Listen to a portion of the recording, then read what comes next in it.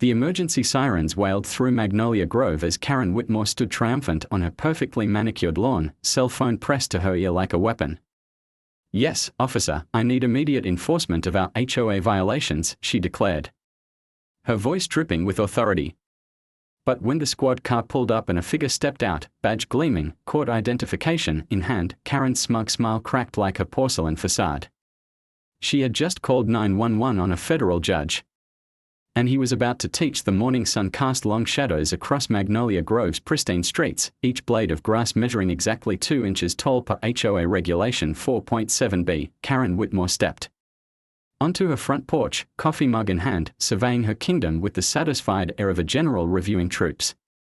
At 43, she had transformed herself into the embodiment of suburban authority, platinum blonde hair pulled into a severe bun, crisp white blouse, and a laminated copy of the HOA bylaws hanging from her belt like a sheriff's badge.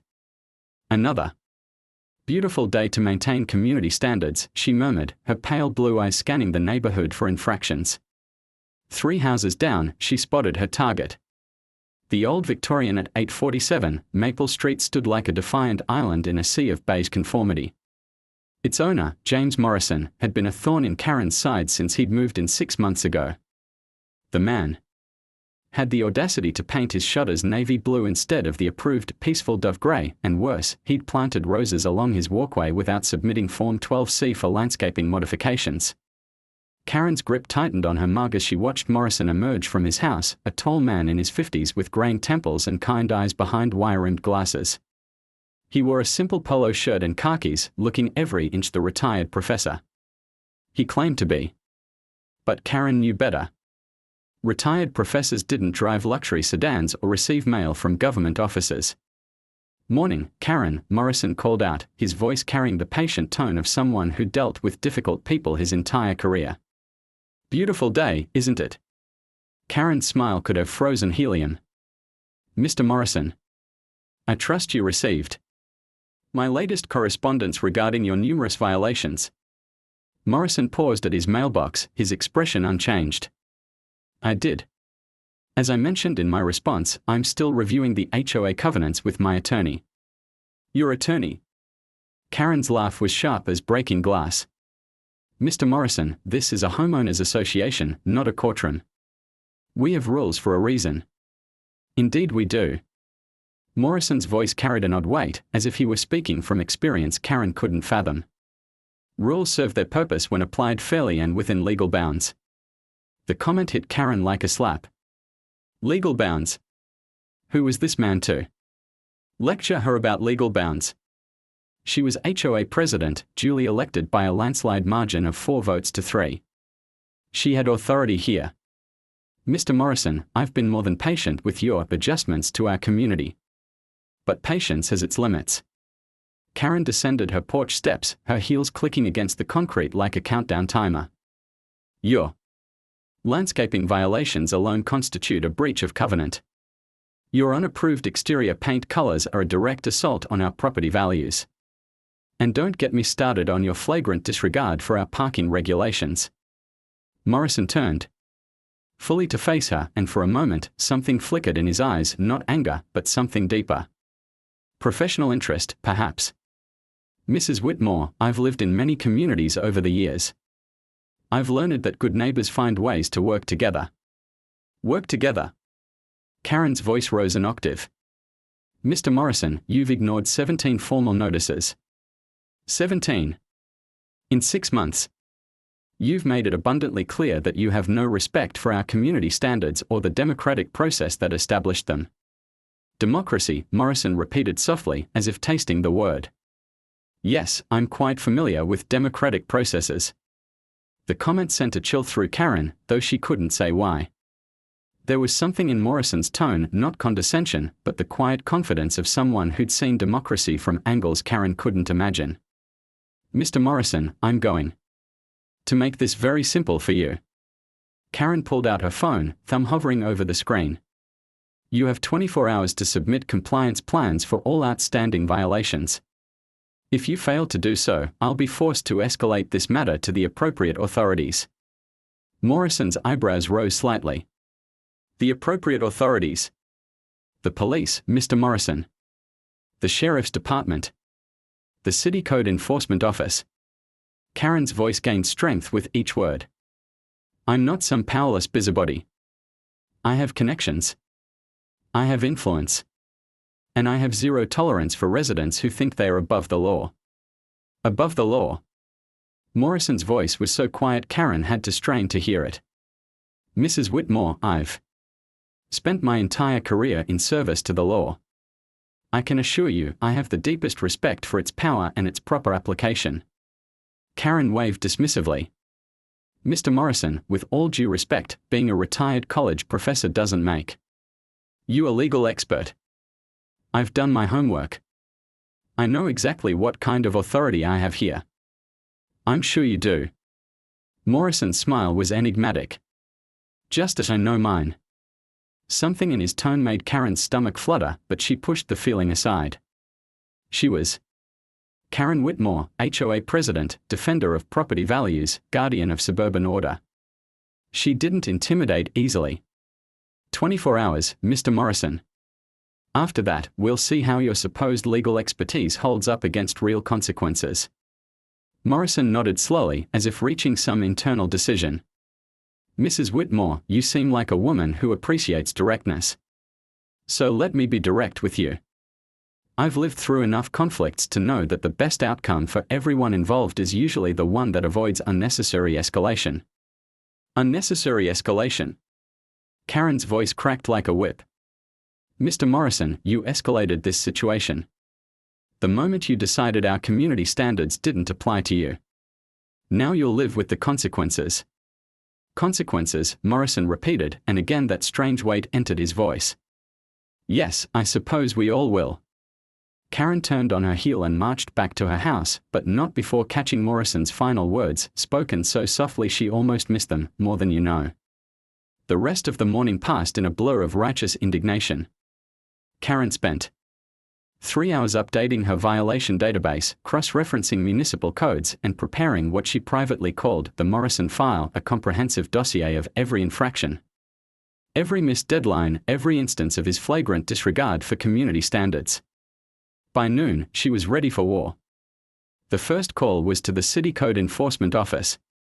This is Karen Whitmore, president of the Magnolia Grove HOA. I need to report multiple violations of municipal housing codes at 847 Maple Street. The bureaucrat on the other end sounded bored. We generally handle complaints in order of priority. Unless there's an immediate safety hazard, there is. Karen's lie came smoothly. Unapproved structural modifications. Potential property. Line encroachment. And possible violation of city landscaping ordinances. That got their attention. We'll add it to our inspection list. Expect a visit within 2 weeks. 2 weeks. Karen needed action now, while her righteous anger was still hot. She made her second call. Sheriff's Department, non-emergency line. Yes, this is Karen Whitmore. I need to report a resident who's in violation of legally binding neighborhood covenants. He's been served multiple notices and has refused to comply. The deputy's voice carried the weary patience of someone who'd handled too many neighbor disputes. HOA violations are generally civil matters unless there's criminal activity involved. Officer, these covenants are legally binding contracts. His refusal to comply could constitute breach of contract, which is a criminal matter. A pause. I'd recommend consulting with an attorney. I don't need an attorney. I need law enforcement to uphold the law. Karen's voice rose. Are you telling me that the Sheriff's Department won't enforce legally binding agreements? What I'm telling you is that we respond to crimes in progress, not civil contract disputes. Karen hung up, frustration building like pressure in a tea kettle. But she wasn't finished. She had one more card to play. The third call was to 911. 911, what's your emergency? Karen took a deep breath, choosing her words carefully. I need police response to 847 Maple Street. I have a resident who's in violation of multiple community safety regulations and has been served notice to comply. He's refused to acknowledge legal authority and has made statements suggesting he doesn't recognize the legitimacy of our enforcement powers. Is there an immediate threat to safety or property? Yes. The lie came easier this time. His landscaping modifications could constitute a safety hazard, and his refusal to comply with legal notices suggests a pattern of disregard for lawful authority. Units will be dispatched. Karen hung up, satisfaction warming her chest like expensive wine. Let Morrison try to intimidate her with his cryptic comments and his mysterious confidence. She was about to show him exactly what kind of authority she wielded. 20 minutes later, she stood at her front window, watching the police cruiser pull up to Morrison's house. The officer who emerged was young, probably fresh out of the academy, with the earnest demeanor of Sumio. The silence stretched between them like a taut wire, broken only by the distant hum of air conditioners and the rustle of leaves in the perfectly manicured trees of Magnolia Grove. Karen Whitmore stood frozen on her porch, her face cycling through shades of white that would have impressed a paint manufacturer. The federal judicial seal seemed to burn in her vision, an impossible reality that her mind refused to process. No, she whispered, her voice barely audible. No, that's not. You can't be. Judge Morrison closed the leather case with a soft snap and returned it to his jacket. His expression remained neutral, but Karen caught something in his eyes, not cruelty, but the weary disappointment of someone who'd seen human nature at its worst and still hoped for better. Mrs. Whitmore, I understand this is a shock. Perhaps we should sit down and discuss this calmly. Calmly? Karen's voice cracked like thin ice. You've been lying to me. To all of us. For 6 months. I haven't lied about anything. Morrison's voice carried the patience of someone accustomed to dealing with overwrought attorneys. I told you I was retired. I am. I told you I was reviewing the HOA covenants with my attorney. I'm my own attorney, among other things. Karen's mind reeled. Every interaction they'd had suddenly took on new meaning. Every polite deflection, every patient response to her increasingly hysterical demands, he'd been huming her. A federal judge had been huming her like she was a child throwing a tantrum. You let me in. Karen's voice failed her. The full weight of her situation was beginning to sink in. She'd harassed a federal judge. Repeatedly. In writing. With witnesses. And then, oh God, she'd called 911 on him. Mrs. Whitmore, Morrison said gently, I tried to give you multiple opportunities to resolve this reasonably. I hoped we could find a compromise that would satisfy both the HOA's legitimate interests and my right to reasonable enjoyment of my property. Your right to. Karen's indignation flared back to life, a drowning woman grasping at familiar anger. You don't have the right to ignore our covenants. Judge or no judge, you agreed to those rules when you bought that house. Morrison's eyebrows rose slightly. Actually, Mrs. Whitmore, I think you'll find that a closer examination of those covenants reveals several interesting legal issues. But more importantly, your response to my peaceful non-compliance has raised far more serious concerns. Peaceful non-compliance. Karen's voice rose to a pitch that made neighborhood dogs look up. You've been thumbing your nose at our authority for months. No, Mrs. Whitmore. I've been exercising my legal rights while you've been escalating a civil dispute into something approaching harassment. Morrison's voice remained steady, but there was steel beneath the silk now. And today, you crossed a line that can't be uncrossed. Karen's stomach dropped. What do you mean? You called 911 and filed a false report. You told the dispatcher that I posed a safety threat and was disregarding lawful authority. You used emergency services as a weapon in a personal dispute. Morrison's words fell like hammer blows. That's not just poor judgment, Mrs. Whitmore. That's a crime. I didn't file a false report. Karen's voice was shrill now, desperate. You were in violation. You were refusing to comply with legal notices. HOA covenants are civil contracts, Mrs. Whitmore. Violating them isn't a crime and certainly isn't a police matter. More importantly, as a federal judge, I have certain immunities and considerations that complicate your attempted use of local law enforcement. Karen felt the world tilting beneath her feet. Immunities. Federal judges enjoy judicial immunity for their official acts and certain protections in their private lives to prevent exactly this kind of harassment. Morrison's voice was professorial now, as if he were explaining basic civics to a particularly slow student. When you called 911 on me, you weren't just filing a false report, you were potentially interfering with a federal official. But you're retired. Karen's voice cracked with desperation. I'm a senior judge, Mrs. Whitmore. I still hear cases. I still have jurisdiction. And I still have the full protection of federal law. Morrison paused, letting this sink in. Would you like to know what the penalty is for filing false reports about federal officials? Karen's knees gave out. She sank onto her porch steps, her perfect composure crumbling like wet cardboard. I didn't know, she whispered. I didn't know who you were. No, you didn't. Morrison's voice softened slightly. But Mrs. Whitmore, that's not really the issue here.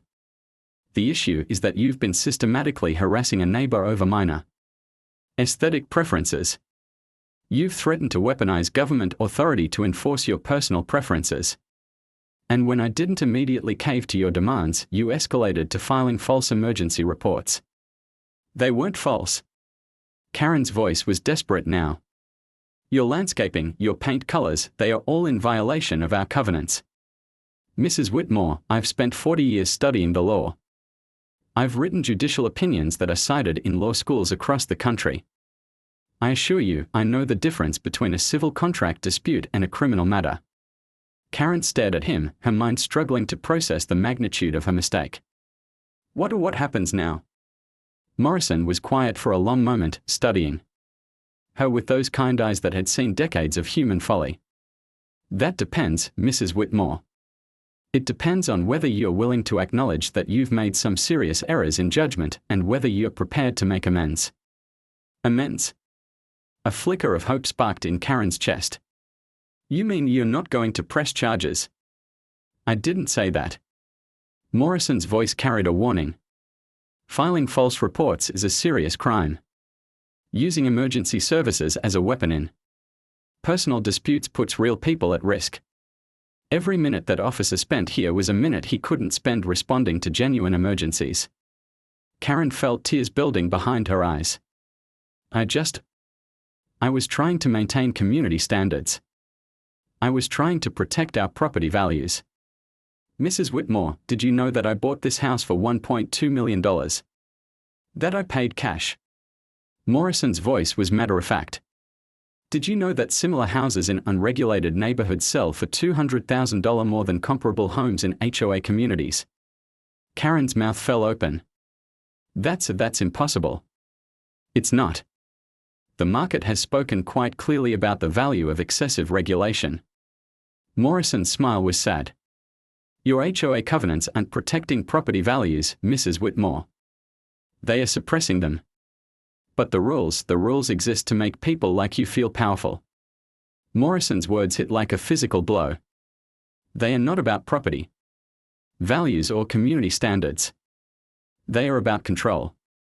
And when someone doesn't submit to that control, you escalate until you find a bigger authority to impose your will. Karen opened her mouth to protest, but Morrison held up a hand.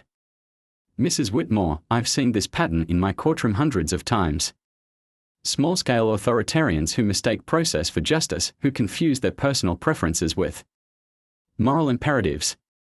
The tragedy is that they usually believe they are doing the right thing. I am doing the right thing. Karen's voice broke. I'm trying to maintain order. I'm trying to preserve what makes this neighborhood special. What makes it special? Morrison's voice was gentle now, almost pitying. The 2-inch grass height requirement. The approved color palette. The prohibition on roses without a permit. Karen felt something fundamental shifting inside her, like a foundation cracking. Without rules, we'd have chaos. Without standards, we'd have diversity. We'd have character. We'd have neighbors who planted flowers because they loved them, not because they had permission. Morrison's voice carried a weight of infinite sadness. Mrs. Whitmore, you've turned a beautiful neighborhood into a suburban prison, and you've convinced yourself that you're the warden for everyone's own good. The words hit Karen like physical blows. She saw herself suddenly from the outside, the clipboard, the laminated bylaws, the measuring tape she used to check grass height. The hours spent documenting violations, the satisfaction she felt when issuing citations, the thrill of power when neighbors scrambled to comply with her demands. "I'm not a bad person," she whispered. "No," Morrison agreed. "You're not. But you've been doing bad things in the name of good intentions. And that's often more dangerous than simple malice." Karen sat in silence, her world reshaping itself around this new reality.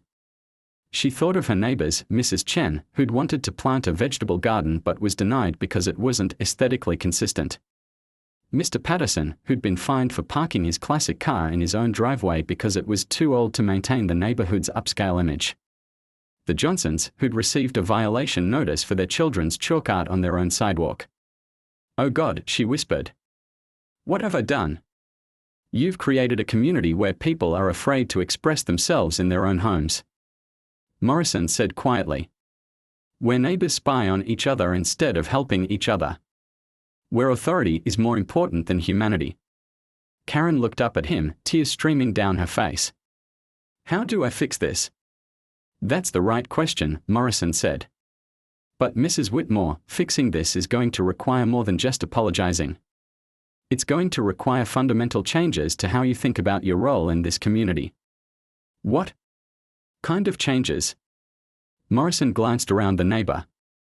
The federal courthouse loomed before Karen like a monument to her own stupidity. 48 hours had passed since Marshall Davis had led her away in handcuffs, 48 hours of the most humiliating experience of her life. The booking process, the fingerprinting, the orange jumpsuit that clashed horribly with her complexion, it all felt like a nightmare she couldn't wake up from.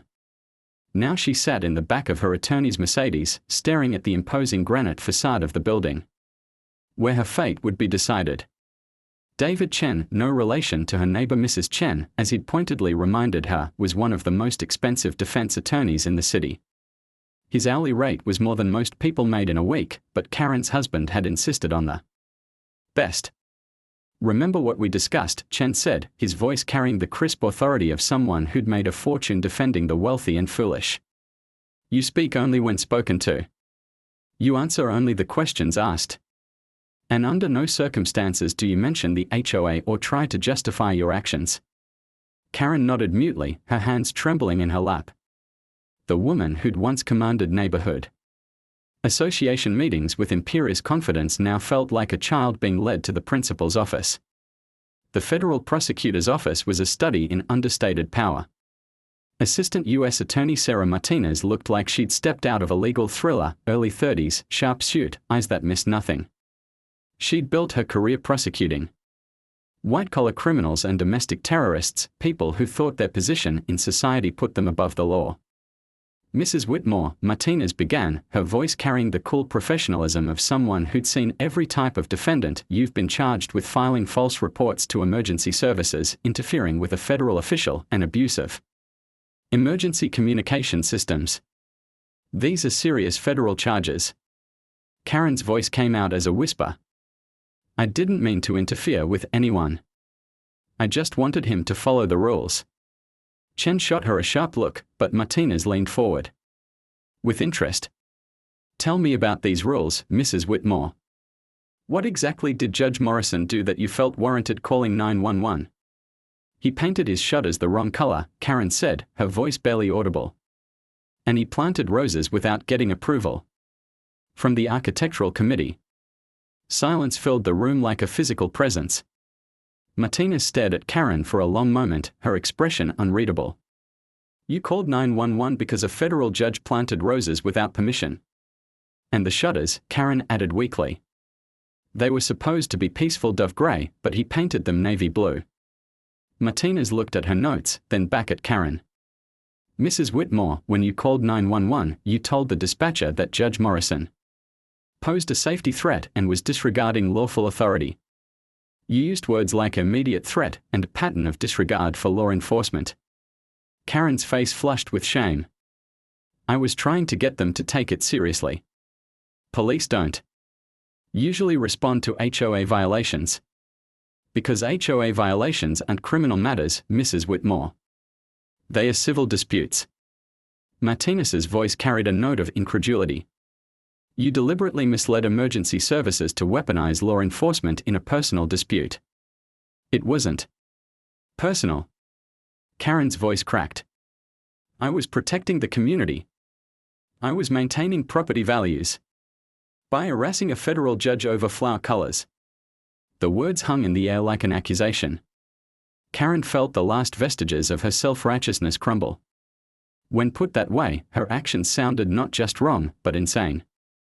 Mrs. Whitmore, Martinez continued, Judge Morrison has provided us with documentation of your harassment campaign. 17 formal notices in 6 months. Threats to involve law enforcement. Demands for compliance with regulations that may not even be legally enforceable. What do you mean, not legally enforceable? Karen's voice was barely a whisper. Martinez consulted her notes. Judge Morrison has identified several potential issues with your HOA covenants. Restraint of trade violations, due process concerns, potential constitutional issues with some of the more restrictive regulations. Karen's world tilted. But they are legally binding contracts. Contracts can be unenforceable if they violate public policy or constitutional principles, Mrs. Whitmore. A federal judge would know that better than most. Martinez's smile was razor-sharp. The irony is that you were harassing someone who could have challenged your entire covenant system. If he'd chosen to do so. But he didn't challenge them, Karen said desperately. He just ignored them. Because he was trying to be a good neighbor, Martinez replied. He was giving you multiple opportunities to resolve this reasonably. Instead, you escalated at every turn until you committed federal crimes. Chen finally spoke up. Ms. Martinez. My client is clearly remorseful for her actions. She's a first-time offender with no criminal history. Surely we can work out some kind of plea arrangement. Martinez turned her attention to Chen. Your client used emergency services as a weapon against a federal official. She filed false reports that could have diverted resources from genuine emergencies. She engaged in what appears to be a systematic harassment campaign. She paused, letting the weight of the charges sink in. What exactly are you proposing we overlook? She's learned her lesson, Chen said. She understands the severity of her mistakes. Has she? Martinez turned back to Karen. Mrs. Whitmore, do you understand what you did wrong? Karen opened her mouth to respond, but the words caught in her throat. Did she understand? Really understand? Or was she just sorry she'd been caught? Oh. I called 911 when I shouldn't have, she said finally. That's one thing you did wrong, Martinez agreed. What else? Karen struggled to find the words. I was too aggressive in enforcing the covenants. Mrs. Whitmore, you systematically harassed a neighbor over aesthetic preferences. You threatened to use government authority to enforce your personal vision of suburban perfection. And when he didn't immediately submit to your demands, you escalated to filing false criminal reports. Martinez's voice was relentless. Do you understand that your actions represent everything that's wrong with petty authoritarianism in America? The words hit Karen like physical blows. She thought of her neighbors, how they'd avoided eye contact when she walked by, how conversations stopped when she entered the room, how her own husband had been sleeping in the guest room for the past 3 months because he was tired of living with the neighborhood dictator. I was trying to maintain order, Karen whispered. No, Mrs. Whitmore. You were trying to maintain control. There's a difference. Martinez's voice softened slightly. Order serves the community's interests. Control serves your own. Karen felt tears building behind her eyes. I don't know how to be different. That's unfortunate, Martinez said, because different is exactly what you're going to need to be. Chen leaned forward. What are you proposing? Martinez consulted her notes. Judge Morrison has requested that we consider a restorative justice approach. He's not interested in destroying Mrs. Whitmore's life, but he is interested in ensuring that this pattern of behavior stops. What does that mean? Karen asked. It means you're going to make amends. Real amends. Not just apologizing, but actively working to repair the damage you've caused to your community. Karen's heart leaped. You mean no jail time? I mean that. Depends on how seriously you take this opportunity, Martinez replied. Judge Morrison has proposed a very specific set of conditions. If you meet them, we'll consider reducing the charges. If you don't, you'll face the full weight of federal prosecution. What conditions? Chen asked. Martinez pulled out a document. First, Mrs. Whitmore will resign from all HOA leadership positions immediately. Second, she'll publicly apologize to every neighbor she's harassed over the past 2 years. Third, she'll work with a mediator to review and reform the HOA covenants to eliminate the most restrictive and potentially unenforceable provisions. Karen's mouth fell open. You want me to destroy everything I've built? Mrs. Whitmore, Martinez said quietly, what you've built is a system of oppression disguised as community improvement. Judge Morrison is giving you a chance to build something better. But the property values will probably increase when people aren't afraid to live in their own homes, Martinez finished. Mrs. Whitmore, excessive HOA restrictions actually depress property values. Judge Morrison has the economic data to prove it. Karen sat in stunned silence. Everything she'd believed, everything she'd worked for, everything she'd convinced herself was true, it was all wrong. Worse than wrong. It was harmful. There's more, Martinez continued. Mrs. Whitmore will complete 200 hours of community service, specifically working with organizations that help victims of housing discrimination. She'll also attend anger management and conflict resolution classes. Anger management? Karen protested. I'm not an angry person. Mrs. Whitmore. You called 911 on a man for planting roses. If that's not anger management territory, I don't know what is. Chen studied the document. And if she completes all these conditions, the charges will be reduced to a misdemeanor with no jail time. She'll have a criminal record, but she'll keep her freedom. Karen felt a flicker of hope. And if I don't? Martinez's smile was arctic. Then you'll be convicted of federal crimes that carry up to 5 years in prison. You'll lose your house, your social standing, and your husband. Will. The Magnolia Grove Community Center had never hosted a meeting quite like this one. Karen sat in the front row, her hands folded in her lap, watching as neighbors she'd terrorized for 2 years filed into the room with expressions ranging from curiosity to barely contained glee. The emergency HOA board meeting she'd called had drawn the largest attendance in the association's history. Word of her arrest had spread through the neighborhood like wildfire. By morning, everyone knew that Karen Whitmore, the woman who'd measured their grass with a ruler and cited them for unapproved doormat colors, had been led away in handcuffs for harassing a federal judge. The woman who'd wielded her clipboard like a weapon now sat defeated before them, waiting to deliver her resignation. Board member Patricia Fleming called the meeting to order, her voice barely containing her satisfaction. Patricia had been Karen's closest ally until 6 months ago, when Karen had written her up for hanging wind chimes without architectural committee approval. Now she had the look of someone about to watch a public execution. We are here tonight, Patricia announced, to address recent events involving our president, Karen Whitmore. Karen has requested to speak to the community.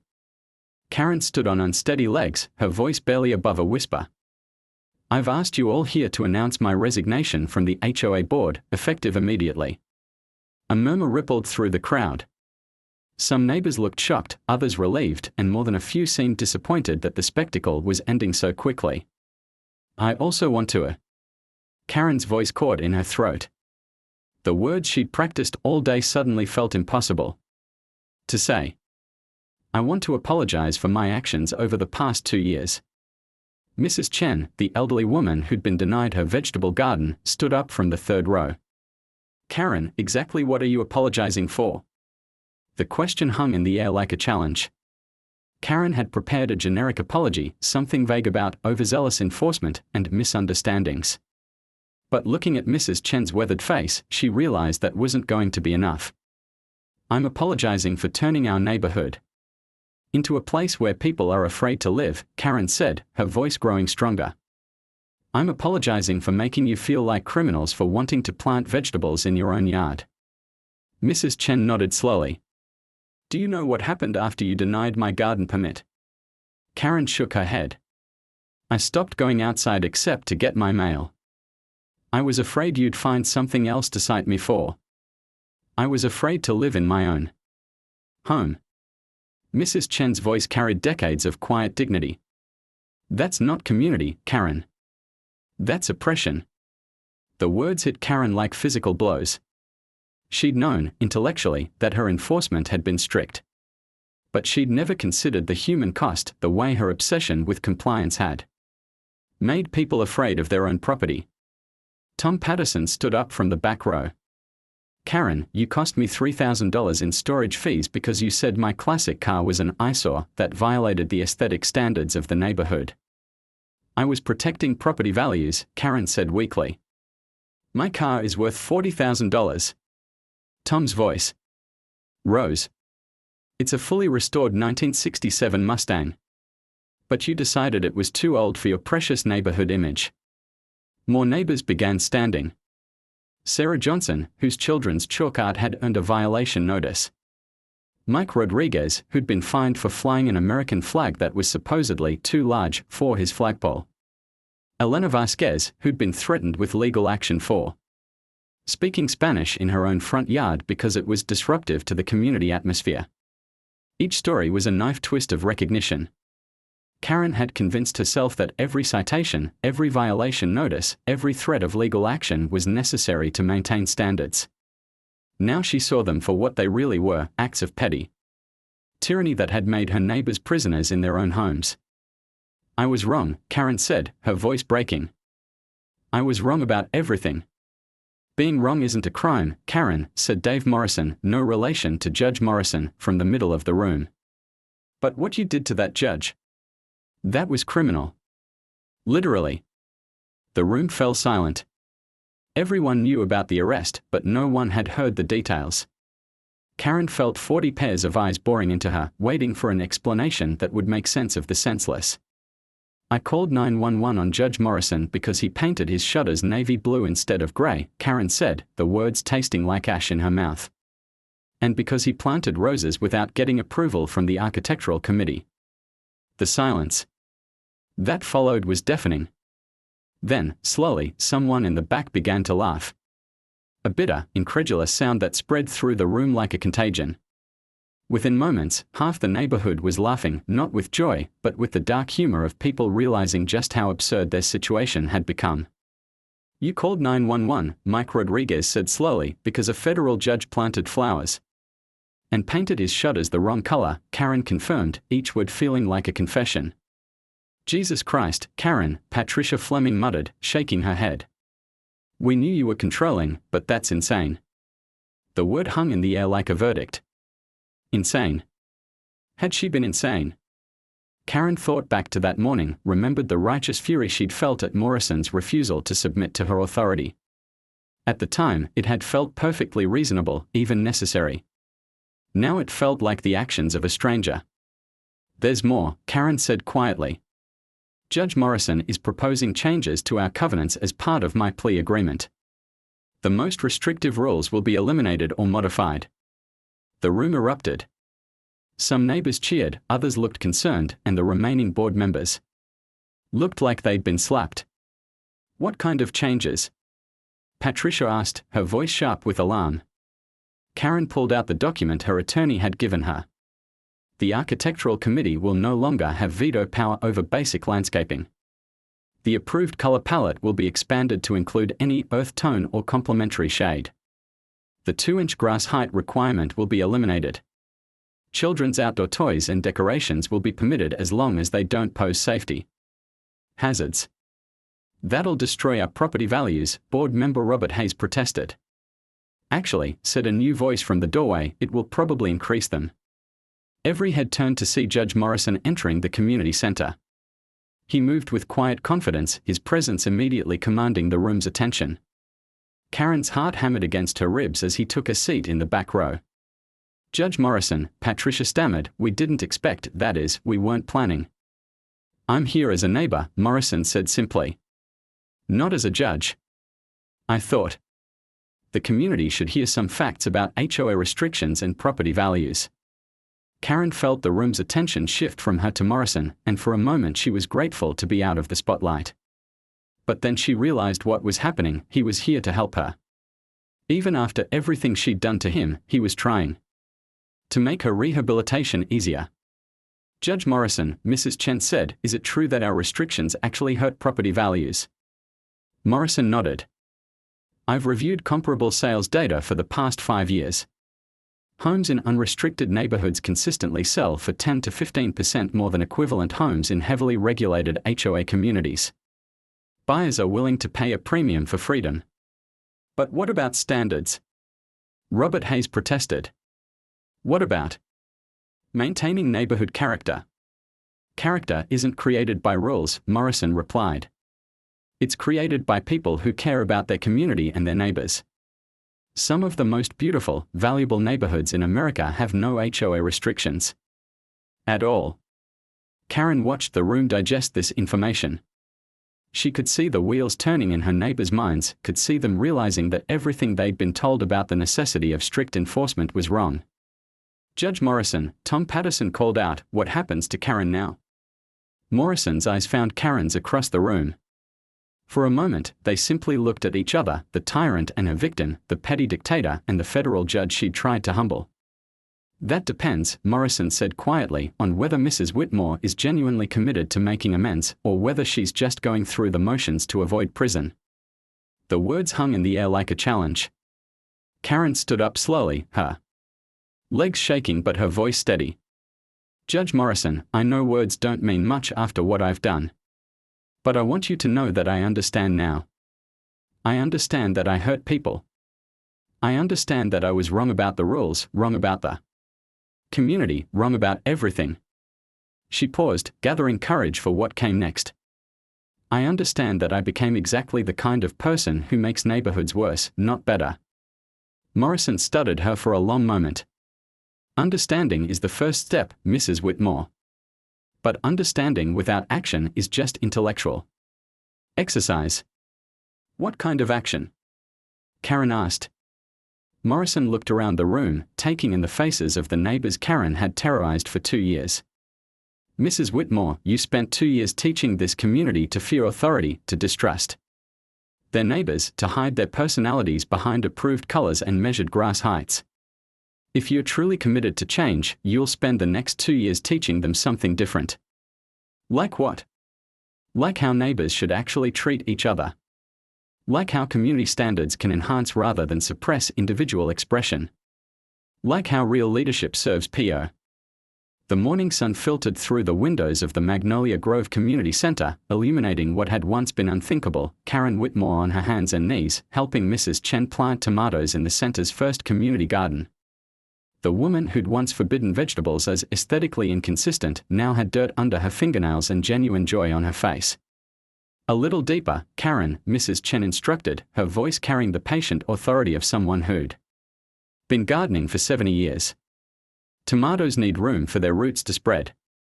Karen adjusted the hole she was digging, marveling at how therapeutic the simple act of planting had become. 6 months ago, she would have seen this garden as chaos, different vegetables planted in seemingly random patterns, a riot of colors and textures that violated every principle of suburban uniformity she'd once held sacred. Now she saw it as what it was, life bursting forth in all its messy, beautiful diversity. Mrs. Chen, Karen said quietly, I need to ask you something I should have asked 2 years ago. The elderly woman looked up from her pepper seedlings, her weathered hands pausing in their work. What would make you happy in this neighborhood? Not what the rules say, not what I think is proper, what would make you personally happy? Mrs. Chen smiled, the first genuine smile she'd ever directed at Karen. You're learning, child. The right questions are always harder than the right answers. So what is it? What would make you happy? Mrs. Chen gestured toward the garden around them.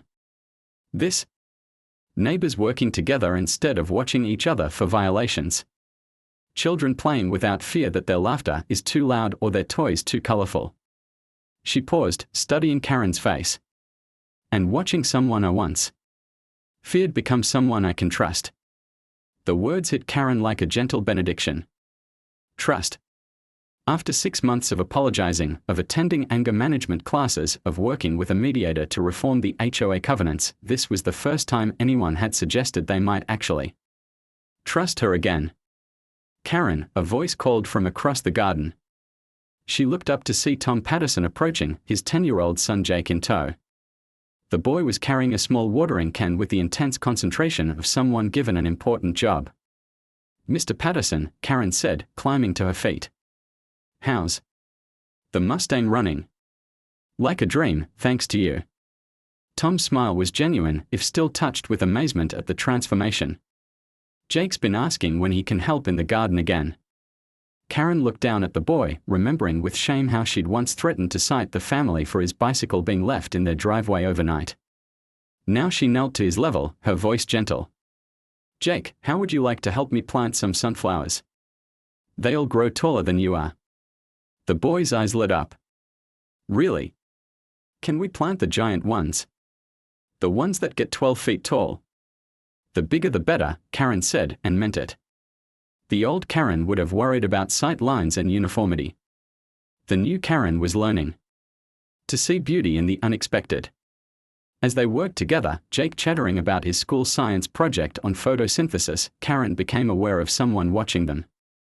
She looked up to see Judge Morrison standing at the garden's entrance, his expression unreadable. Judge Morrison, she called out, her voice steady despite the flutter of anxiety in her chest. Would you like to join us? He approached slowly, his eyes taking in the transformed community space. Where once there had been regulation-mandated, aesthetically neutral landscaping, now there was organized chaos, vegetables and flowers intermixed, children's garden markers made from painted stones, a small herb spiral that Mrs. Rodriguez had designed using principles from her native Peru. This is remarkable, Morrison said quietly. 6 months ago, this would have been impossible. 6 months ago, I would have called code enforcement to shut it down, Karen admitted. Now it's the best part of my week. Morrison knelt beside them, his expensive suit seemingly immune to garden dirt. Jake, what are you planting there? Sunflowers. Jake announced proudly. Mrs. Karen says they'll grow 12 feet tall, and I can measure them every week for my science project. Mrs. Karen. Morrison's eyebrows rose slightly. That's what the kids call her now, Tom explained. She's been helping with their after-school garden club. Karen felt heat rise in her cheeks. The title Mrs. Karen had once been spoken with fear and resentment. Now it carried something she'd never earned before, affection. Judge Morrison, she said, I've been meaning to ask you something. The community wants to do something special for the garden's grand opening next month. We were hoping you might consider being our guest speaker. Morrison's expression was carefully neutral. What would you want me to speak about? About what real community looks like. About how neighbors should treat each other. About the difference between rules that serve people and rules that control them. Karen paused, gathering courage for what came next. About forgiveness and second chances and how people can change if they are willing to do the work. The silence stretched between them, broken only by Jake's cheerful humming as he patted soil around his sunflower seeds. Finally, Morrison spoke. Mrs. Whitmore, when I first moved to this neighborhood, I hoped to find a place where I could retire peacefully, where I could be just another neighbor instead of a federal judge. You made that impossible. Karen's heart sank. Oh no. I'm sorry. But, Morrison continued, what you've accomplished in the past 6 months has exceeded my most optimistic expectations. You haven't just changed your behavior, you've transformed your entire understanding of what community means. I had good teachers, Karen said, glancing at Mrs. Chen, who was now showing Jake how to make plant markers from recycled materials. Yes, you did. But more importantly, you were willing to learn. Morrison's voice carried the weight of professional assessment. In my 40 years on the bench, I've seen many people face consequences for their actions. Very few choose genuine Transformation over minimum compliance. Karen felt tears building behind her eyes. Judge Morrison, I want you to know that what happened, calling 911, harassing you, all of it, it's the greatest shame of my life. But it's also the thing that saved me from becoming someone even worse. How so? Because if I hadn't hit rock bottom, if you hadn't forced me to face what I'd become, I would have kept going. I would have found new ways to control people, new justifications for my behavior. I would have spent the rest of my life making other people miserable while convincing myself I was helping them. Morrison nodded slowly. That's the most insightful thing you've ever said to me.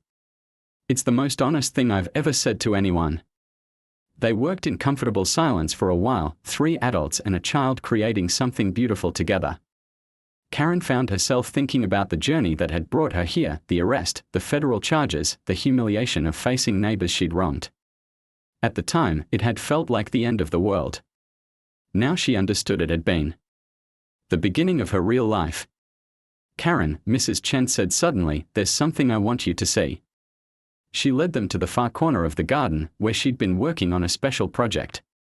There, in a small plot surrounded by protective stones, grew a single rose bush, the same variety that had started this entire conflict when Judge Morrison had planted them without permission. I got the cutting from Judge Morrison's garden, Mrs. Chen explained. I thought it was appropriate. Karen stared at the small bush, its delicate pink blooms exactly like the ones that had driven her to such fury 6 months ago. Now they looked like peace offerings, like symbols of beauty that had been allowed to flourish without restriction. It's perfect, she whispered. There's more, Mrs. Chen said with a mysterious smile. She pulled out a small plaque from her gardening bag and placed it next to the rose bush. The inscription read, in memory of who we used to be, in celebration of who we've become. Karen felt the tears she'd been holding back finally spill over. Not tears of shame or regret, but tears of gratitude for neighbors who'd been willing to forgive, for a judge who'd chosen rehabilitation over retribution, for a community that had allowed her to prove she could change. Mrs. Chen, she said through her tears, how did you know to do this? Child, I've lived through enough conflict to know that healing requires symbols, not just words. This garden is a symbol. This rose is a symbol. You working here with dirty hands and an open heart are a symbol. Judge Morrison cleared his throat softly. Mrs. Whitmore, there's something I need to tell you. Yesterday, I received a letter from the U.S. Attorney's Office. Karen's heart stopped. About my case. About your case. They've reviewed your compliance with the plea agreement and they're recommending that all charges be dismissed. The world seemed to tilt. Dismissed. Completely. Completely.